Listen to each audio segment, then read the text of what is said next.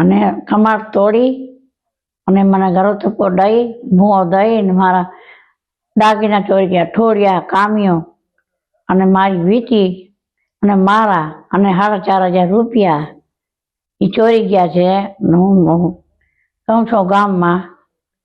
કેટલાક લોકો હતા ને કઈ રીતના આવ્યા હતા?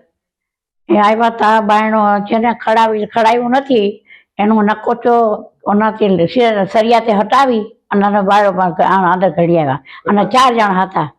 જે બનાવ બન્યું છે મારા ગામમાં આલુબેન જેઠાભાઈ ગઢવી, એને રાતે ઈસામો આવ્યા હતા 4 જગ્યાએ, દરવાજો તોડી અંદરથી મોઢે મૂકો દઈ કાનમાં પહેરવાના ઠોડિયા, પગમારા, કાંબિયું, રોકડ 4,000 રૂપિયા.